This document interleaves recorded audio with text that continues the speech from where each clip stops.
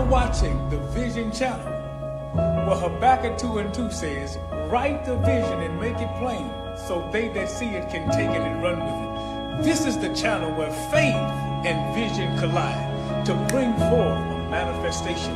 You're watching the Vision channel.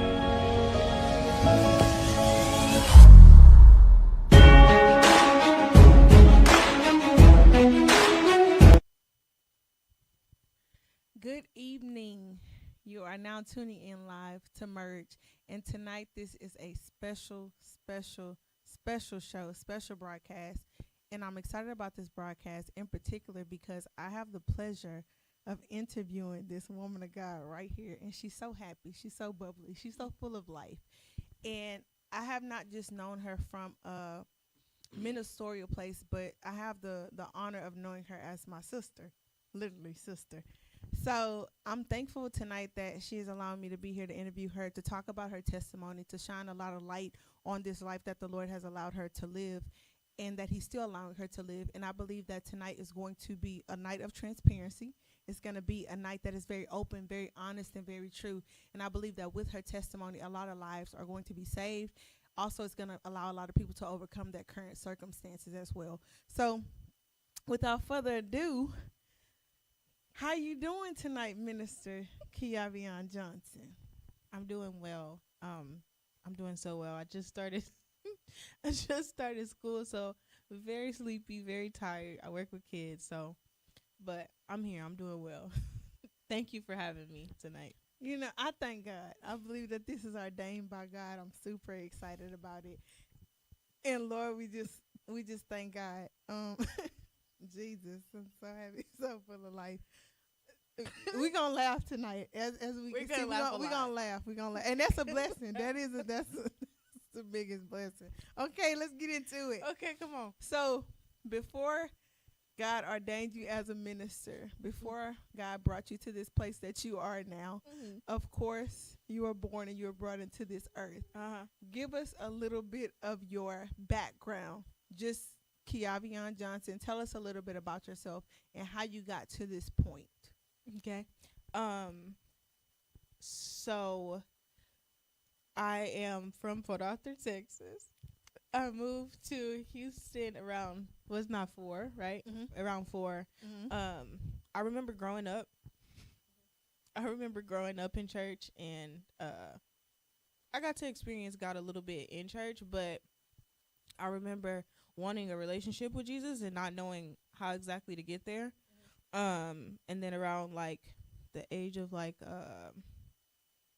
8, I started praise dancing with my cousins, and that's where the Lord met me at. And I just knew that from there, I thought that was my only calling, just to praise dance.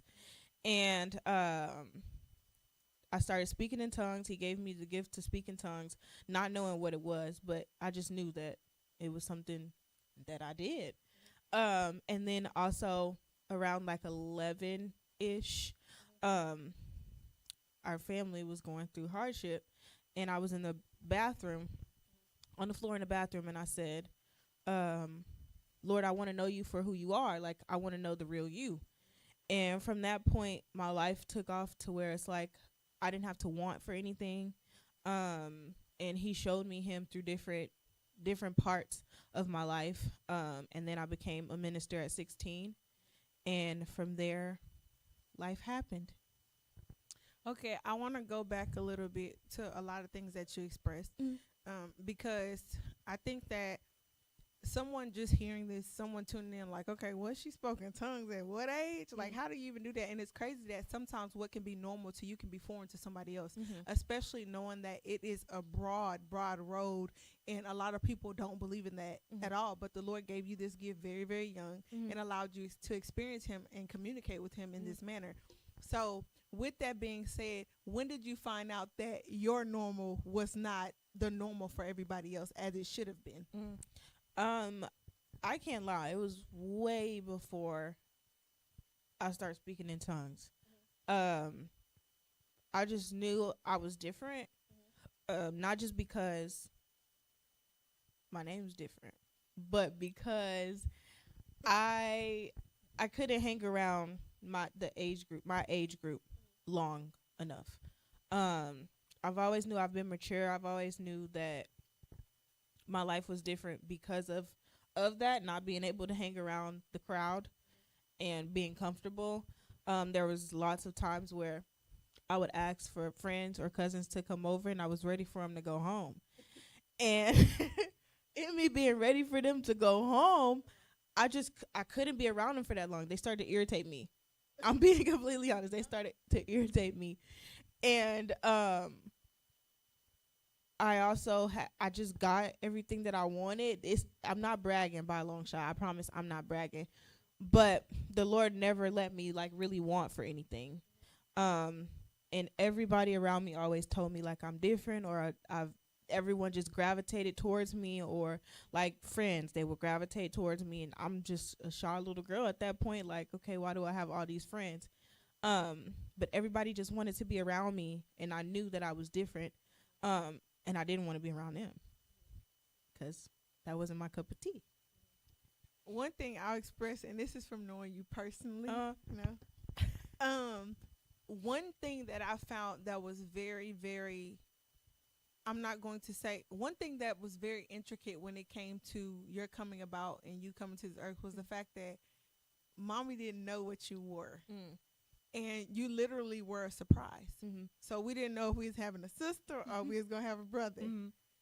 And it was a blessing to know that you were a sister, even though the brother wanted another brother, but the Lord had something else in mind. Yeah. But that's how I know that you were really sent by God. You see what I'm saying? A lot of times we as people, we can prepare for what we already know, but it's different when you don't know. So whatever comes, you know that it was God's intention. So that's one of the things that I remember, even though we're not too far from age. We got a pretty little gap, but it's not too far. Good stretch. But that was a blessing for me to know, like, you were sent, like you were meant to be here. So in knowing that, even in knowing your testimony when you were, I won't say sent off. Sent off. Okay, sent off. When you were, are given an open door to better opportunities. Yeah. And I feel like that too opened up a lot of doors for you. It allowed you to experience a lot of different things, a lot of different cultures from the environment that you were in. So that's how you knew too that God he had an original intent for you. So in doing that, how was that? What you went through in that moment, in that time frame, how was that for you, being separated from your mom, being separated from your dad, and being in a completely different atmosphere and environment? Before that, I had never been away from anybody, my family, and when I was separated from my family, I could call and be like, come pick me up, and somebody was gonna come pick me up.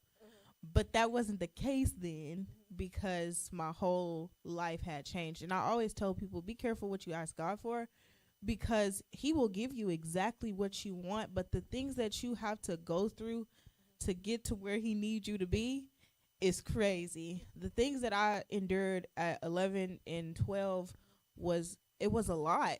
And the things that I saw and the experiences that I had, great experiences as well, but some were a lot.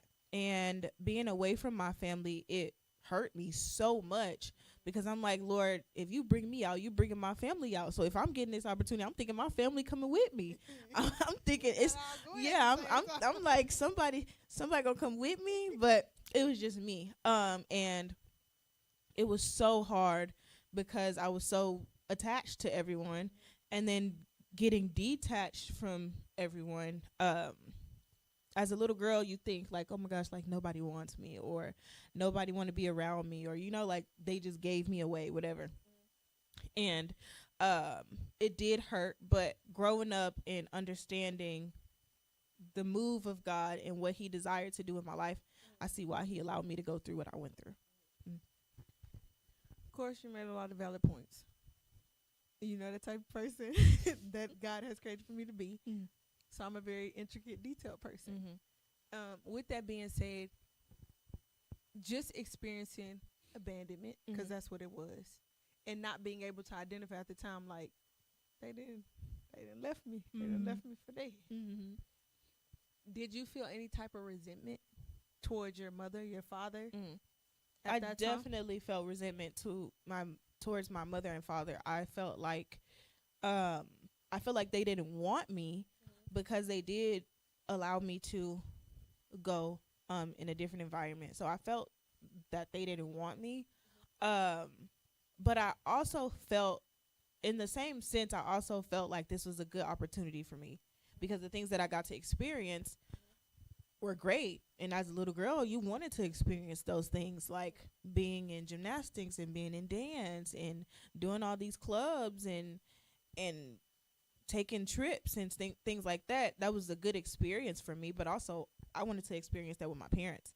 And the fact that I didn't experience that with them, it made me feel like, okay, well, they giving me off to somebody else to do their work when that was their job, you know? So yeah. Did it take you a long time to get over that with them? Yeah, it took me a while. It did. It took me a while. I think it took me up until I graduated high school, to be completely honest, to say out my mouth that I truly forgive them, because I felt that abandonment and I just felt like they didn't want me. Them showing up to certain things or buying me things was okay, but like, you wasn't there, you know? So that made me feel some type of way. But when I finally said it out of my mouth, like, I forgive you, to my parents, I felt better, and I knew that I forgave them because I can talk to them about anything. We could laugh, we can play, we could do anything. I could be around them without feeling any type of way, you know? So yeah. I think that with you personally, just in general, throughout the course of your life, it amazes me how mature and overcoming you are. Which means, like, it blows my mind sometimes that the fact that you're grown now, but just having that mindset as a child, a lot of people don't have that. Yeah. Like, there's grown people that does not have that mentality. Yeah. And it takes people years and years, and some people pass on and still never gain that mentality. So for you to have that mindset of forgiveness, not only that, to want to experience the depths of God at the age that you were, that's mind blowing to me. And you know that that's God. And just to show how God will honor your prayers, it doesn't matter how young you are, how old you are, God hears you, he sees you, and whatever desires that he's giving you in your heart, he's there to meet that desire. But you have to be willing to open up your mouth and profess those things to him and let him know your true desires. So that blesses me in speaking about that part of your testimony. Go ahead. Yeah, so I just wanted to express that, I'm laughing, but I'm so serious. I wanted to express that if you harbor unforgiveness in your heart, God won't answer those prayers. And it's not that I said that, oh, I need a prayer answered, so I'm going to say I forgive them. It's what I truly felt. And I also have a very big fear of going to hell. Let's be completely honest. And unforgiveness is one-way ticket straight to hell. That's so true. I mean, like, that's true. That and as a little girl, I've always thought, like, I can't hold this in my heart because I don't want to go there. And also, I can't hold this in my heart because the Lord can't give me other things if I hold this in my heart. So be sure not to hold unforgiveness in your heart, especially if you praying and you fasting and you doing all this for God, but you haven't forgave anybody or even forgiven yourself. You got to forgive. We're going to get into the forgiving yourself part. Definitely going to get into that. And I believe too that was paramount, because a lot of people don't know that. A lot of people feel like they're justified in their keeping of how they feel about other people, and God's still going to love you and say, baby, that's fine. But God definitely searches the heart to see what's in there. So that's a blessing that you said that as well. But I want to speed up. Okay, so God shows you all these different things. You get all these great experiences, encounters with him. He allows you to move and breathe in him, to express him in a way of dance, right? Okay, you said you parked at 16. All right, so let's roll out up until now. With that being said, you go through all these different things, right? But you sweet. You're America's sweetheart. Yeah. Okay? But when was that boom moment?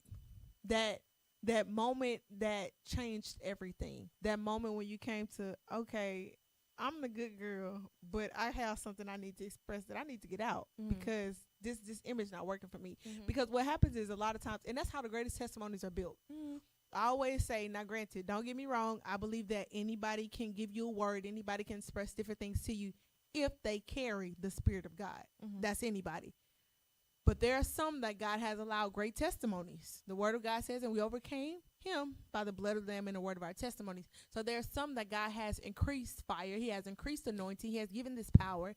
And they have gone through great trials and tribulations that built them and mold them in this facet in order for God to get the glory. So with that being said, being at this age, what was that moment like? Okay, Lord, I'm about to go outside because I'm getting a little curious. I want to see what all this about. I'm tired of trying to be this.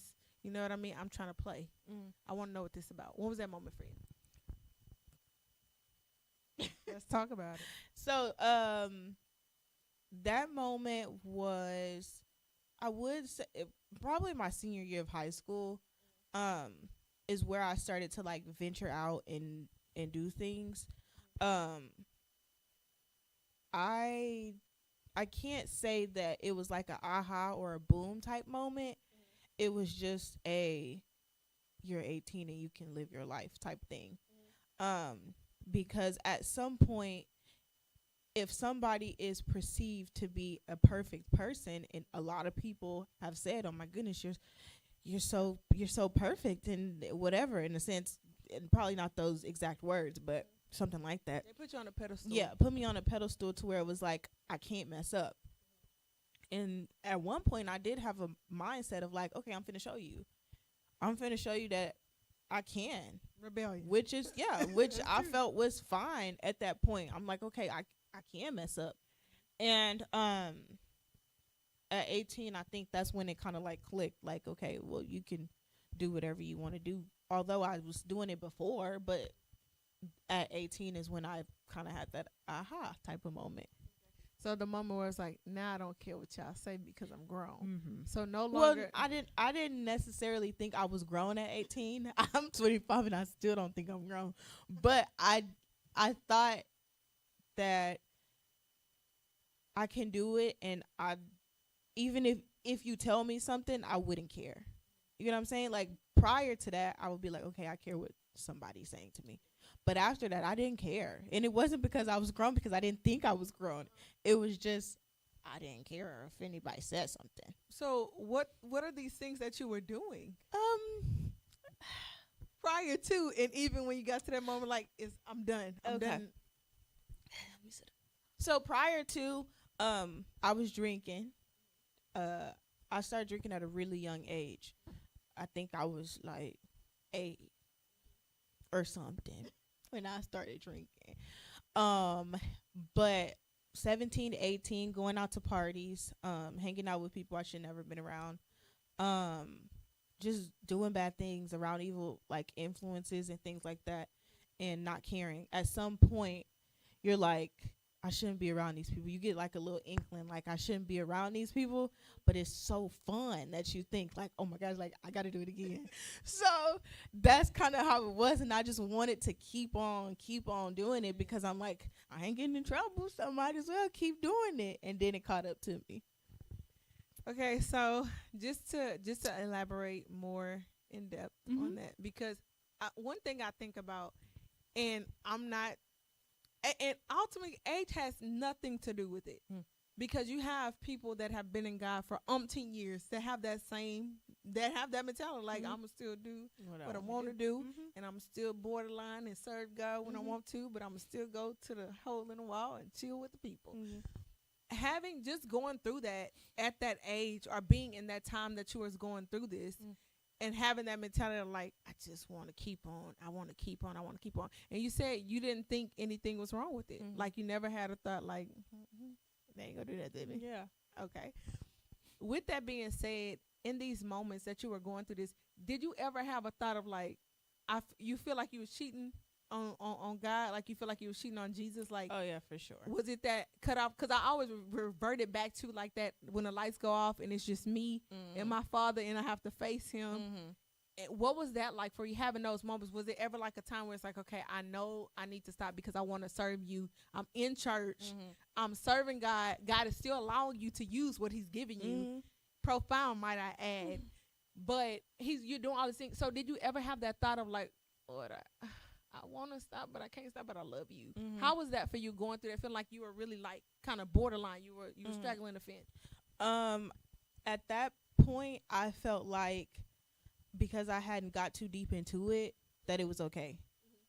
Mm-hmm. And there were times where it was like, okay, like, Lord, you still allow me to do everything that you want me to do, and I'm doing whatever I want to do, so like I got to figure it out. Yeah. And I remember one time I had an encounter, and I did a fast. I don't remember how long the fast was, but I know I did a fast.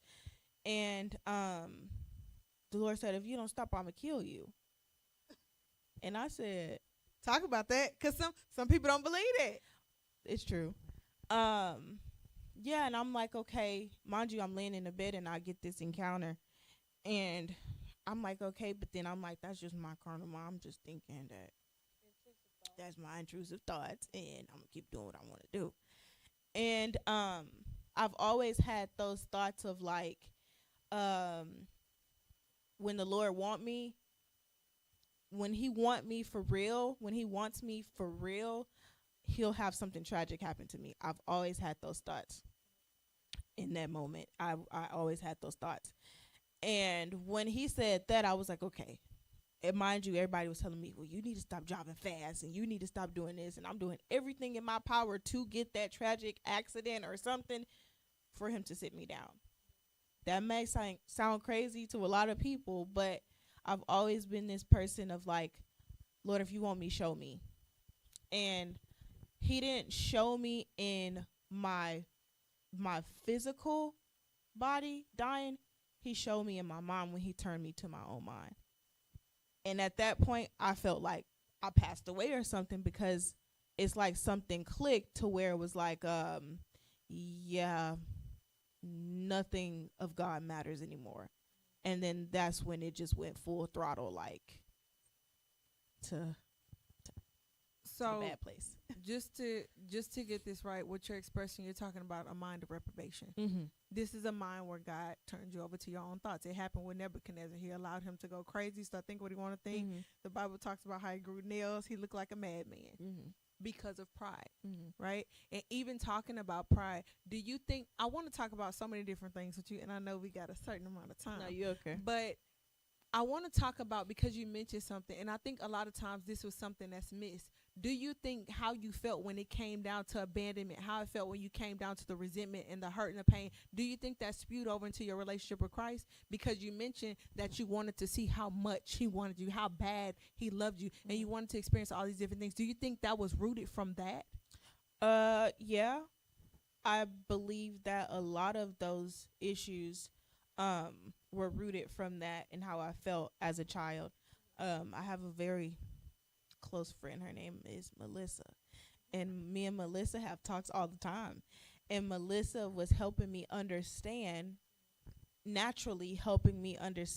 how those things of my childhood spilled into my teenagehood, adulthood, which can affect the way that you live. And me went home, thought about it spiritually, and it could and it did affect how I thought about Jesus and my life and how he would snatch me up. Because internalizing what you're speaking about, I found that out about myself too, because I dealt greatly with rejection. And of course, what you've dealt with has been a lot of rejection. Mm-hmm. So in dealing with that, I had to see, okay, this is not, God is your husbandman. He's the husbandman. Mm-hmm. Jesus is there for you. That's your friend. That's your brother. That's your Lord. All these things. But at the same time, it's not really him that your issue is with. It's with those that have caused this issue to be like to come upon your life or open the door, because I can't even blame it on the people per se. When you understand that it's a spiritual battle, it really had nothing to do with them. A lot of times people just open up the door and don't even know their spirits are coming in. And it's crazy because even speaking about this, I see the imagery of a door being open and you probably heard somebody knock. Mm-hmm. And in you hearing somebody knock, you open up the door and it's like, oh, nobody came in. Ain't nobody outside. Not understanding that just because you can't see it naturally doesn't mean it didn't take place spiritually. And a lot of times in your bloodline and with the things that you've gone through, the only thing is somebody has just opened up a door, but they were unaware a lot of times as to what was coming in. Now you have people that sell out your bloodline that will do things for selfish gain. The Bible talks about Hezekiah. Hezekiah did it when it came down to those that were coming after him. When it came down to his kids, he allowed the enemy to come in his house even after God had blessed him, elongated his life, gave him more life. He allowed the enemy to come in and see all that he had. So what was due to the generations that were to come, what was due to his children, he allowed the enemy to come and take it and enslave and put in bondage his children, those that were coming behind. So I can't really say, you know, that a lot of times it's the people, but I know there are some that give up the bloodline, you know, to sell you out, that dedicate you. That's a different topic for a different night. But in you speaking about this, I feel like because your truth and your transparency and how you're building God, how God has made you, it is a need for the body because it's honest. And a lot of times people evade what is honest, what is true, because they don't want to submit, surrender, or even, you know, some people don't like to feel hurt. And I understand some people want to close the door on their pain and let it be where it is. Don't want to open that closet no more. But just for you being here and expressing these different things and elaborating on these different things for people, I really believe it's helping people. But I want to talk about these encounters. Because what a lot of people don't know about you is the encounters that you've had. So even though you were going through these different things, that you were going through this time where you wanted to be ratchet, rugged, and do your own thing, God was still allowing you to have these encounters. To see him in ways that others have never even seen him or expressed. What do you think that was so significant about you that God would even allow you to have these type of encounters? And if you don't mind, could you elaborate and express? If you don't want to talk about it, it's perfectly fine with me.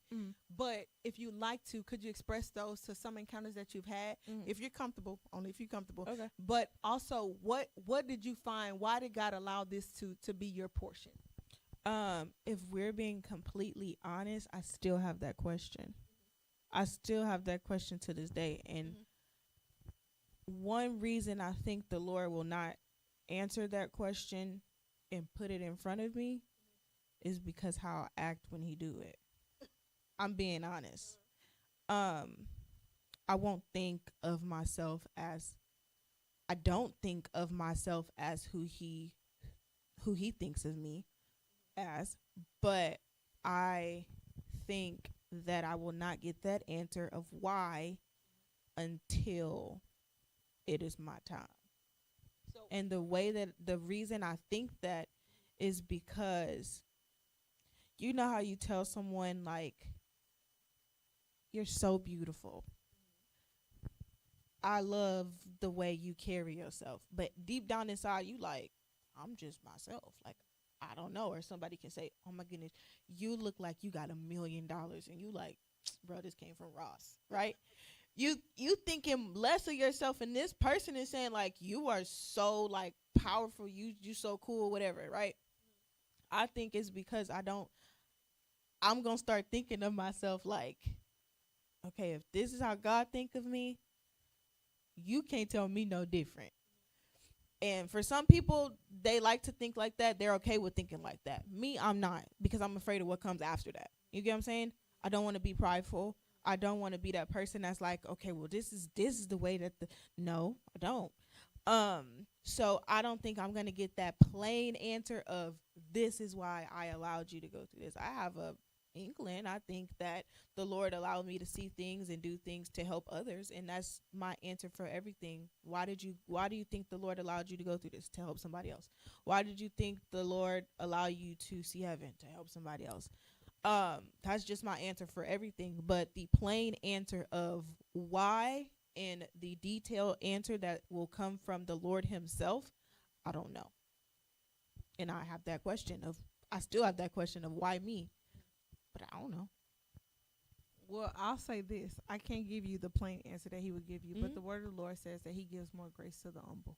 So even in you having humility, God expresses and allows you to see things that he would not allow someone to see that lack humility. So just because you have that mindset and that view on it, I believe that's why he allows you to encounter and impart great things into you. And also, I believe, too, it comes from your submission, even at the age that you were. Mm-hmm. Because a lot of times God is just looking for someone, a body. He's looking for someone that he can impart, that he can pour himself into. Mm-hmm. So I believe that too, but I don't know your plain that answer. That's between you and the Lord. But okay, so we talked about that. Now I want to get into these experiences. Okay.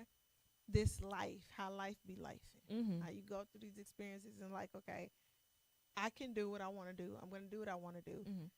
But when did it ever turn from I want to do what I want to do because I've been placed on this pedestal to I enjoy doing this and I'm going to keep on doing it? Mm-hmm. Or was the intent always like they keep on putting me on this pedestal, I'm going to run to the left when I'm supposed to go right? Mm-hmm. When was it ever one or the other, or it just I think when I was younger it was the pedestal thing. But I think at a certain age I was just like, I don't care about a pedestal. I don't care what anybody have to say. And you see me, you don't. I think it switched. I would say around like age 21 is where it kind of like switched. And I'm like, okay, I don't care about a pedestal or anything. But when I went full throttle. And I didn't look back, and I didn't care about it, which it sounds really bad that I didn't care about it. But like I said, I just wanted to feel wanted, not by a man, but by God. And I'm like, okay, if you want me for real, you got to show me. you gotta make it Yeah, you got to make it happen. Okay. Which sounds bad, but that's how I thought at that time. It's God expresses himself differently to everybody. Mm-hmm. But I think that's what makes everyone's relationship with him so unique. Mm-hmm. I don't believe that one person has the same relationship with God. I just don't. Yeah. I believe it's so many different dimensions to God Mm-hmm. that literally everybody who has a relationship with him, everybody's relationship is different. Mm-hmm. How he talks, how he expresses himself, how he conveys and does different things, I believe is different. So in talking about that, the things that you did, Mm-hmm. the things that you have done, Mm-hmm. you said that you started drinking early. Mm-hmm. You smoked. Mm-hmm. You had sexual encounters. Mm-hmm. Okay. And doing these things, and this is not to, it's about being transparent. Because I'll be honest with you. When it came down to certain things in my own life, some stuff I wouldn't tell you that I just be like, no, when I did it right Mm-hmm. at the time. Yeah. But now because I have better understanding and everything, it's a Mm-hmm. different, But let's just be honest. Yeah. So 21, Yeah. what happened at the age for you at 21? What was I ain't gonna say traumatic experience, but what did it for you at 21? What made you like, okay, yeah. At 21, I was in college. I was paying my own bills. I was around my friends. I had a man. And I just felt like I was on top of the world. And if you're 21, chill. And if you're 21 and God, chill. Just lay low. But me, I did not lay low, and I went full throttle. Like 21, I lost my virginity, and that person became like my God, kind of. And it was just, everything was just about me and my man. And I was gonna finish school. That was never an issue, never a problem. I had never had issues with school. But personal life, I think that because I had my own everything, like my own money, own car, own place, I just felt like I was on top of the world. And that's kind of what changed, and that's kind of what solidified like the full throttle thing. So having that my man Mm-hmm. attitude, and you said he became your guy. Mm-hmm. Elaborate on that for those that don't know. Like, hold on, how your man become your guy? Like, what does that even look like? Because people think, okay, God and all the robe and all this. How does one become your God? Everything is about that person. How you react, how you act. That person begins to control you, and sometimes you don't. It's not a verbal like, get over here, not like that, but that person begins to control your actions. The person begins to control how you think and how you move and how you respond. That's how a person can become your God. So before the loss of your virginity, was this the person that you lost your virginity Yeah. to? Mm-hmm. Okay, so before that, would you say that he was your God before that, Or was it when this soul tie was formulated, then it really became like this toxicity of a relationship? When did it? Was it before, or was it during, or was it like, how did that work? I think it was after. I think it was after the soul tie was kind of. I mean, you get soul ties from kissing. We was kissing way before then, but you do get soul ties from kissing. Some people don't believe in it. Yeah, no, you do. You get soul ties. You swap that spin, swap that DNA, you get that soul tie. Careful. No, but the soul tie was then, but the intercourse, that's when it like solidified the relationship for me, I guess, and it made it like, okay,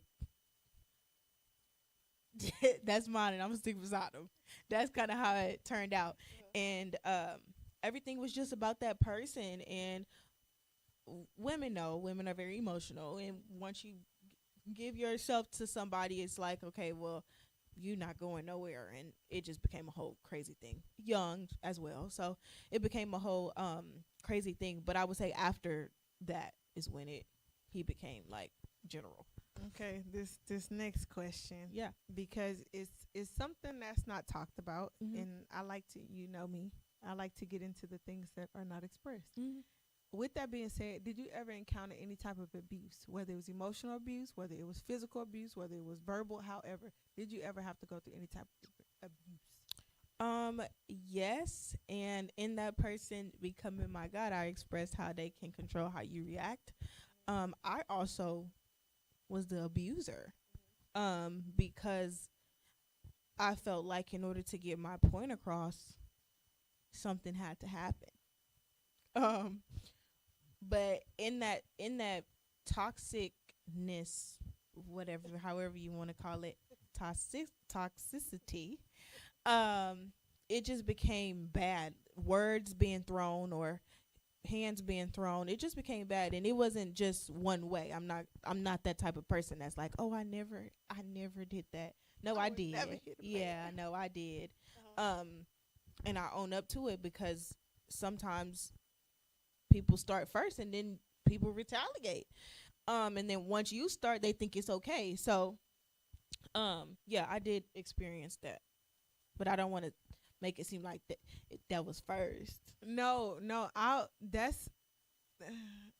I'm trying. Keep going. That's fine. No, because that, believe it or not, that is bloodline. Yeah. Okay. So I'm not going to say who it started by, but just know, like, that's a thing. So whether you are a woman or you are a man, women and or men can be abusers, and it can be physical, it can be mental, it can be emotional. You can cause somebody to be in emotional distress. Like, it's a thing, and it really can happen.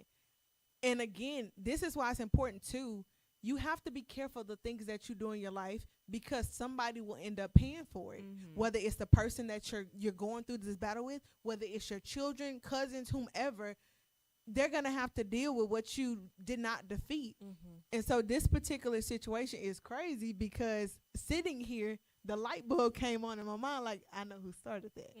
But the blessing is that's not your portion, and you have a greater clarity and understanding as to why that's not right. But even in you expressing, saying that, if I couldn't get my point across, because sometimes your hands, people like to laugh, say I talk with my hands, but BC and BC too, or in Christ too, I battled with that. If I can't talk, we're gonna talk about it, and I'm gonna let my hands do the talking or walking. So that's a real thing. And just to be able to say that and even confess it, because a lot of people will throw the rock and hide their hand and say, he just hit me. Yeah, no, absolutely. Bad. I ain't never touched that man. I ain't never put my hands on that man. I ain't never tried to put nothing in that man's food to take that man out. And women would just go take and run with that narrative. And a lot of times, a lot of men get in trouble, or they become incarcerated because a woman threw the first punch. Yeah. So with that being said, thank you for expressing that as well. How did you come out of that situation with said person? Getting myself together, like, just realizing that I knew that wasn't for me, and allowing myself to feel like the heartbreak, allowing myself to feel each and every part. When you are fed up with a situation, you're fed up with it. So allowing myself to feel every single part and not missing out on anything. and praying myself out of it. I was gonna ask you about that. Yeah, I definitely prayed myself out of it, because when you're out of God and he not letting you go, he holding you by the string of your shirt, and he's like tugging on you, tugging on you, tugging on you. It gets to a point where you're like, okay, yeah, you're like, okay, I'm gonna come back, like, it's fine. And at one point that was me, like, okay, like, you're not gonna let me go anyway, so I'll just come back. And it was so hard praying myself out of that situation, because I would pray and wouldn't talk to said person, and said person would pop up, and I'm like, oh my God, he don't leave me alone. But that was just the enemy testing me to see if I was gonna go back, because I was praying myself out of that soul tie, and breaking those curses and attachments and all those things that were on me. So I prayed myself out of the situation, but in me praying spiritually and getting myself out of it spiritually, naturally, I allowed myself to feel each and every part to come out of what I was in. So you went through the process. They would say the grieving process. Mm-hmm. So the grieving process, as we know, is not just with death; it's with any type of separation. A lot of people don't know that death is separation. So whether it's like natural or physical, however you want to put it, or even spiritual, it is a separation that takes place when the death happens. I want to go back to what you said about feeling dead. God telling you that He was going to take you out, and you experienced the death spiritually as opposed to naturally. So initially when you said that, somebody say, hold on, you sitting right on, you talking, ain't nothing happened to you. But just expressing what spiritual death actually is and what that looks like for a person that's like, how I know that I'm dead spiritually? How do I know? Like, help that person right now in this moment when it comes to actually dealing with a separation from God, and actually knowing that you're at that place to where you're completely separated. Once you're in that place of that separation with God, there's a point where you start to hear the sounds of the spirits that's in your head. A lot of people call it schizophrenia. And you become not one person but multiple. And it could look as simple as you're a different person at work and you're a different person at home. It could look as complicated as you turn into 3 different people in your car, and by the time you get to your house and lay in your bed, you feel like there are 6 people living in your head, and there's so many voices living in your head, and you can't get rid of them. It could feel like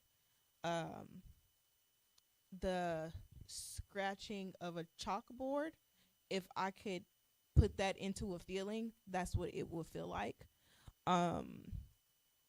And being that I was able to operate out of the Spirit of the Lord, it could feel like you don't even get the feeling. You don't even have a fire from God anymore. Like, you don't have that feeling of, okay, let me pray. You don't have that feeling of, okay, let me speak in tongues.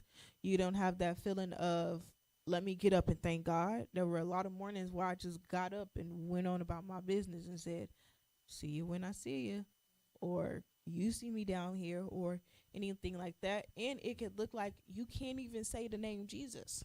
That's true. Because those things and those spirits are working overtime on your behalf. Those demonic spirits work overtime. When that happens to you, they work overtime on your behalf, and they do everything in their power to get you to kill yourself.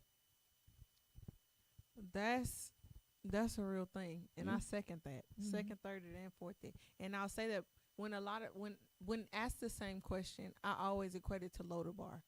And for those that aren't familiar with Lodabar, it's the place where the glory of the Lord has departed. So, and I would also express it as agony. Like, it literally feels like you're empty, you're void, and you don't know if you're coming or you're going. You don't know when you're going to go. Yeah. The temperature feels the exact same everywhere you go. And you can't differentiate anything from flesh, spirit, soul, nothing. Like, everything just feels, it's just one. Yeah. And you talk about the torment. A lot of people don't understand that torment, because a lot of, I want to be careful in saying this, because I don't want people to think, oh, well, if somebody been diagnosed with schizophrenia or bipolar disorder, that they did all these things. Remember, we touched on dedications earlier. So it probably wasn't you per se that opened the door, but a lot of times when things are self-inflicted, it's you that opened the door. Mm-hmm. So the path that you took, it was self-inflicted. Yeah. So, and then to know everything that God had allowed you to do, everything that he allowed you to experience. So that was like God saying, okay, well, you want your demons, take them. Mm-hmm. And he allowed the enemy to take you. Also, Go be ahead. careful those people that are in God and they know you know things and you fought against spirits and you understand warfare to a certain extent. Those things will come right after you. Everything that you've prayed against will come right after you. I remember one time I was laying in my dorm. No, this was before I went back to my dorm room. I went to a party. I went to that party, smoked a little weed, and in that weed was shrooms. And people talk about how you trip off of shrooms, right? And so I was sitting on the stairs outside, and I seen so many things and so many spirits, and they literally said, "We are coming for you." And I could not get rid of that feeling, and I cannot, still to this day, I think I got home in a race car. I could not get rid of that feeling. I blacked out. I didn't know what happened. I woke up the next morning, and I literally still seen those spirits saying, "We coming to get you." They were surrounding my bed, that twin size bed, twin XL. They were surrounding my twin XL bed, and told me that they were coming to get me. And I looked on our Texas State chat thing, and this girl, she ended up killing herself.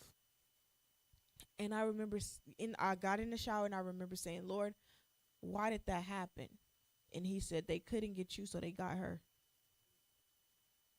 And my heart sank. My heart sank so bad. And I still repent for that to this day. But those spirits will come after you no matter what, like, because you fight so many things. And I have been fighting stuff, and sometimes I didn't even know what I was fighting, and I have been fighting things and battling things, praying against things, and they were coming to get me, and they couldn't get me, so they got somebody else, and that was my fault. Minister Johnson, I'm trying to get you out of here, okay? You need to stop because I'm trying to get you out of here. You talked about repentance first, and I was going to ask you that too when it came down to the relationship or the situationship that you were going through, that you was in. Was the initiate? I just made a word. Initiate. Woo. Initial. Was the initial prayer that you prayed, was it a prayer of repentance, and do you believe because of that repentance that allowed you to Yes. to get out of that situation? Yes, that was the first thing that I did. Okay. I'm trying. And the reason that I did that was because the Lord warned me before it happened. And pride comes before a haughty fall. But you talked about territory. God entrusted you with the territory. He entrusted you with geographical locations. I'm so sorry. It's that time, isn't it? He entrusted you with geographical locations, and being who you were at that time. Did you understand the magnitude of what that was? Did you know that, like, God just gave me a territory? And for some people, this might sound foreign, like, hold on, how did God give you a territory where he told Rebecca that Jacob would be a nation? He expressed, matter of fact, Jacob and Esau, God told her that they would be nations. So that wasn't just something that was written like, oh, it just sounds good for little Jacob to be Israel and all that. But that wasn't the case. God had an intention for him. So what for them, but the original intent was for Jacob. And when it came down to Jacob's life, Jacob, we know, turned into Israel, and we know that Israel is now a nation. So not understanding at the time, what does that mean to you now? That God would entrust you with something so great. Oh, it means a lot. I think that I never look at myself as this person to where it's like, oh my God, God will give me this, God will give me that. I never look at myself like that, but it makes me feel like, wow, like you really love me. I think that's where I learned like the true love and trust. and how he would trust me with something so big, and not even just in that part, but all of Central Texas. See, that's weighty right there. I don't like to say it, but that's weighty right there. Mhm. But just expressing his love and him trusting you is it. I don't want to keep on saying amazing, but it blesses me a great deal, because a lot of people don't really understand what intercession is, and God will only a lot of times trust territory to those that can intercede for it, those that can fight for it, those that can labor. And just to know that you have that relationship with God to where he can trust you, he can burden you with a territory, with a place, with a nation, with the world, it is it's profound. It's a great thing, because a lot of people don't know that God has called them to intercession. A lot of people don't know what God is trying to do in their lives. A lot of people just think that, oh, I see this going on, I see that going on, and it is what it is. But God is literally giving you his voice to release into this earth to counteract and stop something before it even happens. So I don't want to keep you here this, because I know you got somewhere to go. But just let's fast forward to now. Just certain things that you have had to go through. And I know that wasn't your only relationship. Yeah. Would you say that was your first real relationship? That was my first ever relationship. First ever relationship. Okay. So did that teach you a lot of what to not do or what to do up until now? Yeah. Yeah, I got a second try. I think I did good the second try. But it did teach me a lot. It taught me what to do. It taught me what not to do. It taught me a lot about myself. It taught me a lot about others as well. But I don't think that was the, like, we all have more things to work on and things like that. And obviously I was young. I was so young. So when my second go around, my second carnival came around. When my second carnival came around, I noticed things, and I noticed things about myself. I noticed things about others. I recognized certain things, and certain spirits and all that type of stuff. So I would say that the first one helped me with the second one, if that makes sense, spiritually. Spiritually, you say spiritually. Mm-hmm. Okay, well, that's a blessing. Yeah. You learned something. Mm-hmm. But I'm trying to squeeze a lot into this time frame. But in talking about that, what you went through with the second debacle, as y'all like to say, for lack of better words, going through that, learning the spiritual things that you've encountered with that. Do you regret anything that you have encountered? I do not. You do not? I don't. Express why you don't. The reason that I don't regret it, and I don't want to say that cliche guy, everything happened for a reason. Yeah, that's the Lord's will. So it's going to happen.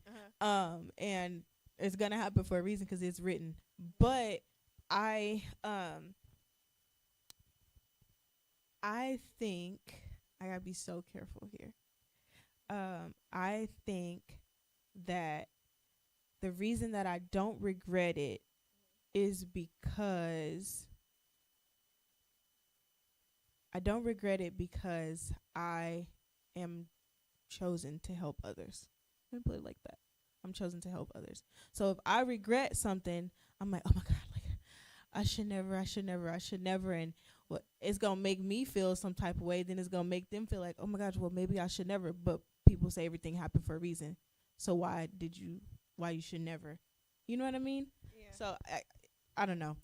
Hopefully I explained that well. But in order for me to help somebody, how am I going to regret what I did?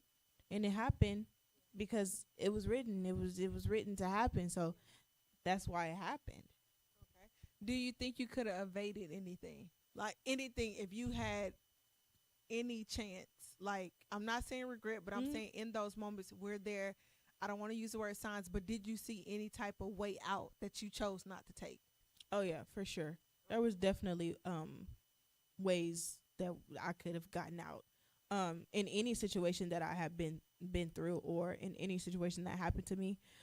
But I also think that the Lord gives us our will to choose what we desire to do, and in us choosing, and He gives us that will to choose, then I chose what route I took.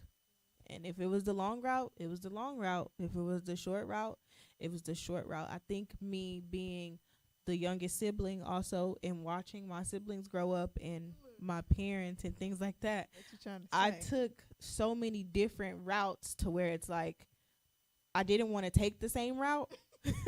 So I tried to go so many other different ways, so I didn't take that route. I feel shady. Mm-hmm. No, I'm kidding. Look, I know I But wouldn't. Everybody's route is different. totally It's different.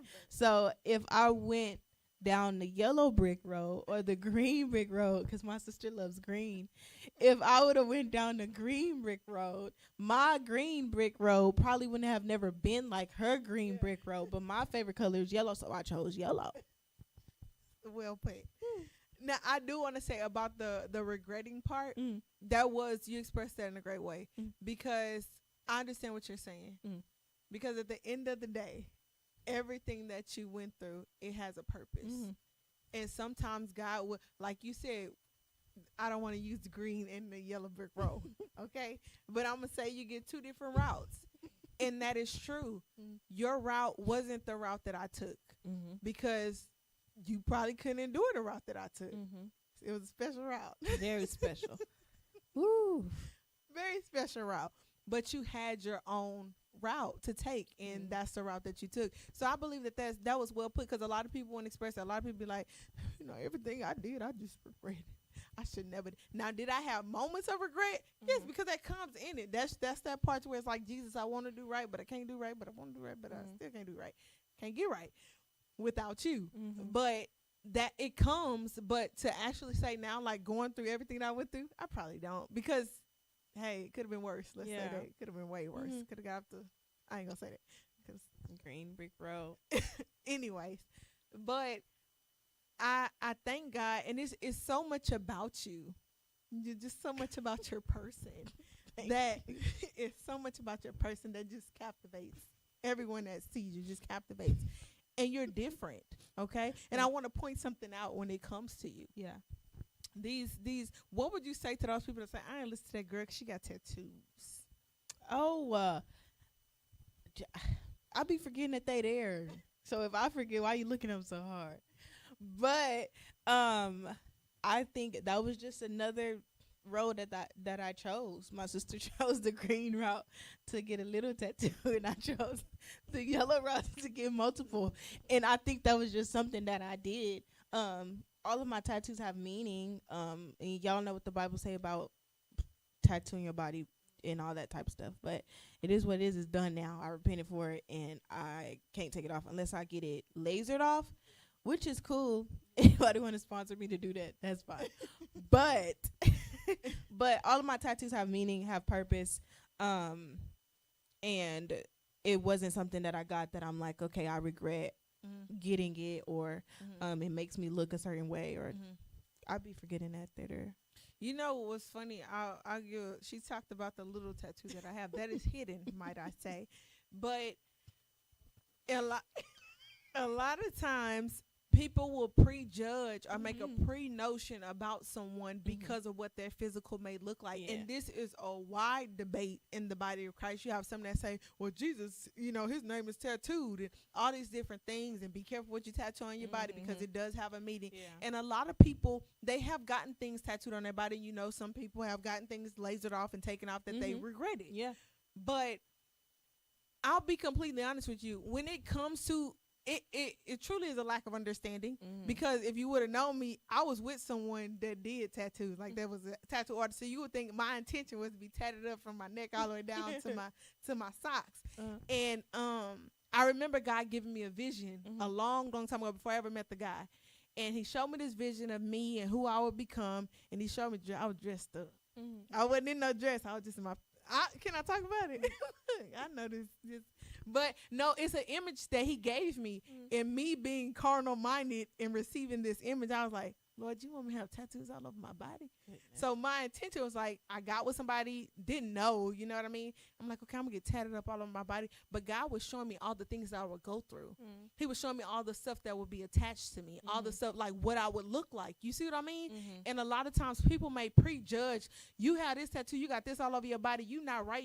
They'll call you everything but a child of God, not understanding that just because somebody's physical is tattooed does not mean their soul is tattooed. You see what I'm saying? There's a lot of people in the body, their souls are filthy. It's tatted up with a whole bunch of things. It's tatted with unforgiveness. It's tatted with resentment. It's tatted with hatred. It's tatted with all these different things. And you're judging somebody for what's on.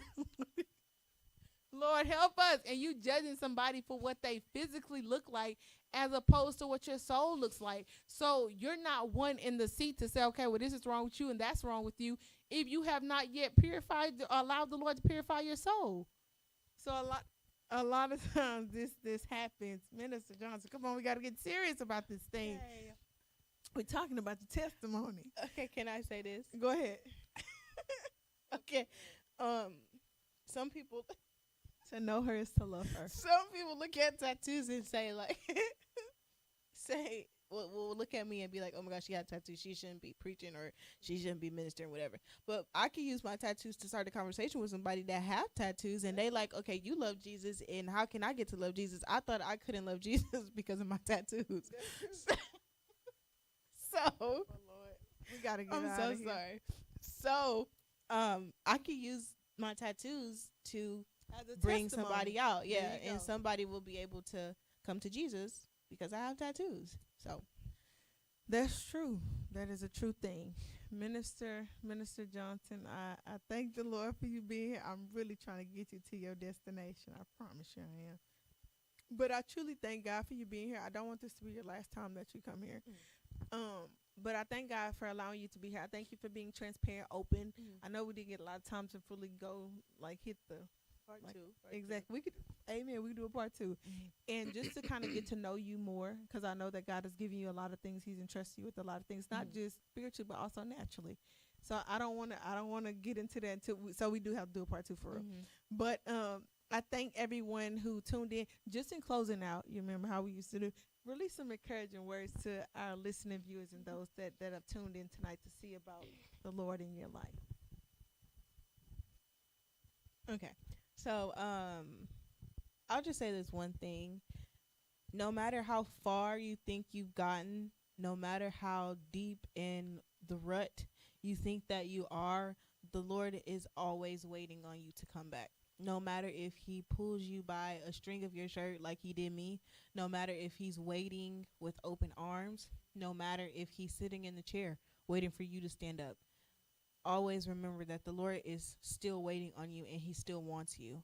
No matter how bad things may seem or how much you think you have hurt him, I always say that if you're in a relationship with somebody, you have to talk to them every single day, because if not, then they're going to be like, oh, no communication, they're going to cut you off, whatever, right? So if you're in a relationship with the Lord, no matter if you stop talking to him or you still talk to him, keep that communication going. If you stop talking to him, rekindle that. A lot of times we give people multiple chances, but when it comes to Jesus, we only give him like 2 chances. So make sure that you allow the Lord to work in you and you come to the Lord because he's waiting for you with open arms.